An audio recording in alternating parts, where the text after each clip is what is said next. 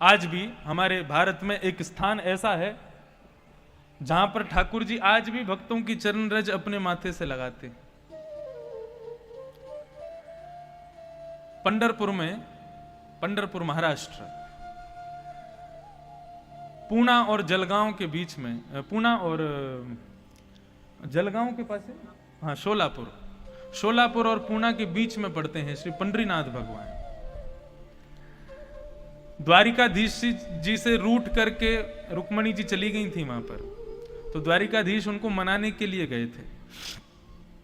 जब मनाने के लिए गए तभी उनको पता चला कि इस पंढरपुर क्षेत्र में एक भक्त रहता है मेरा, उसका नाम है पुंडलीक।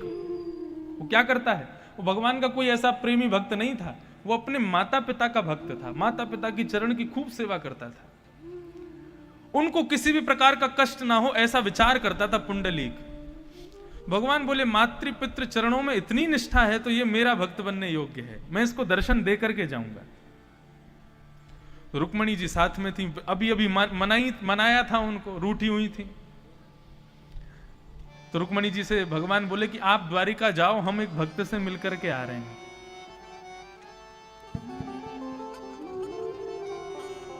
रुक्मणी जी कहने लगी मैं भी चलूंगी साथ में, मुझे भी देखना है कौन सा भक्त है।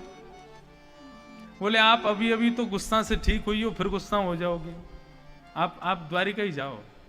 नहीं हम तो चलेंगे। तो चलो फिर। तो पुंडलीक अपने माता पिता के चरण दबा रहा था, सेवा कर रहा था। तभी पुंडलीक को भगवान की सुंदर इत्र की सुगंधी आने लगी, और वो इत्र की सुगंधी इतनी भाव विभोर करने वाली थी कि पुंडलीक चरण दबाते दबाते मंत्र मुग्ध हो गया और चरण दबाना भूल गया।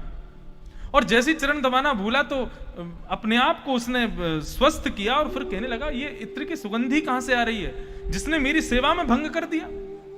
भगवान की इत्र की सुगंधी, उसके लिए पुंडलीक कह रहा है कि मेरी सेवा में भंग हो रहा है इससे। मुंह पर कपड़ा बांध करके सेवा करने लगा, कहीं ये इत्र की सुगंधी मुझे बार बार ना आवे।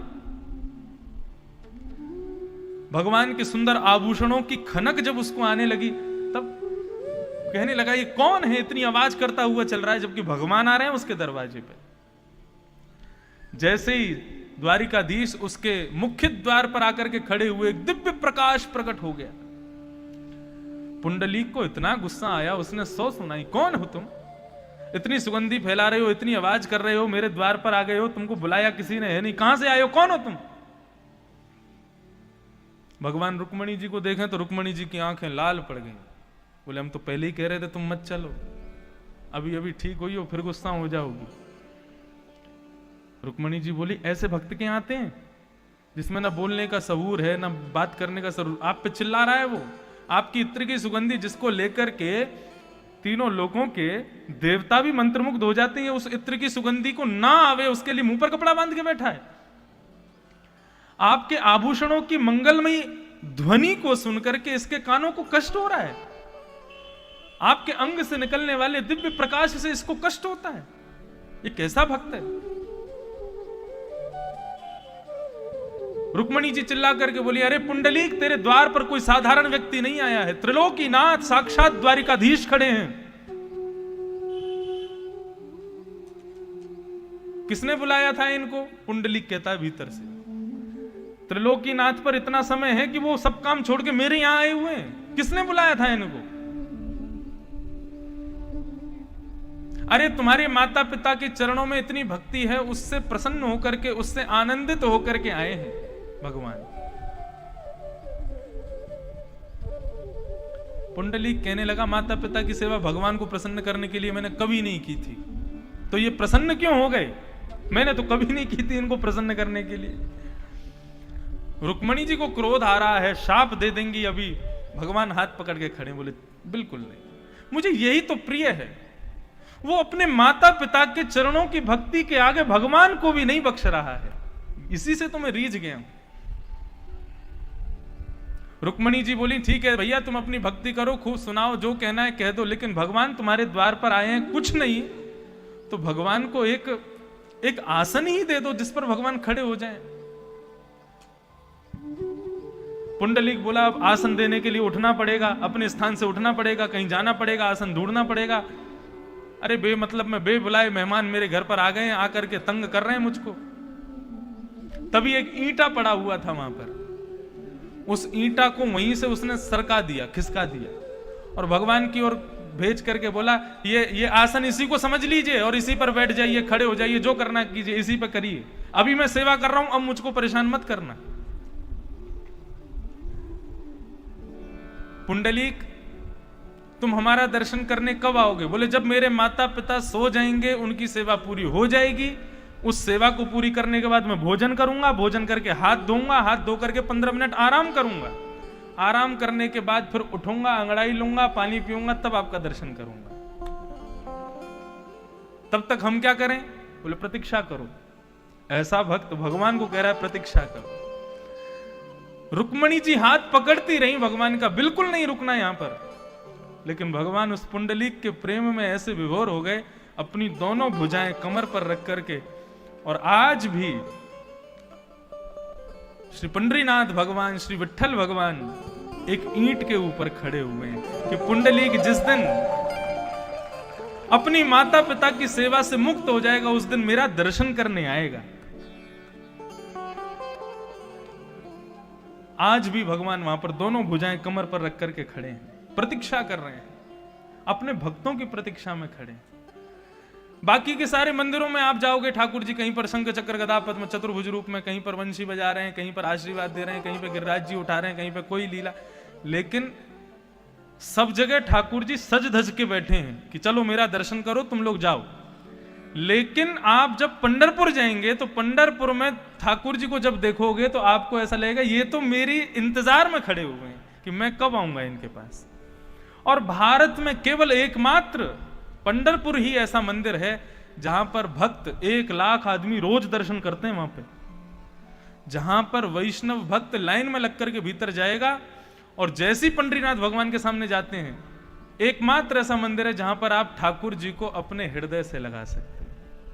भगवान को अपने गले से लगाओ, थोड़ी देर गले से लगा के रखो, उनकी इत्र की सुगंधी आप में आ जाएगी, तब वहां से जाओ। एकमात्र ऐसा मंदिर है।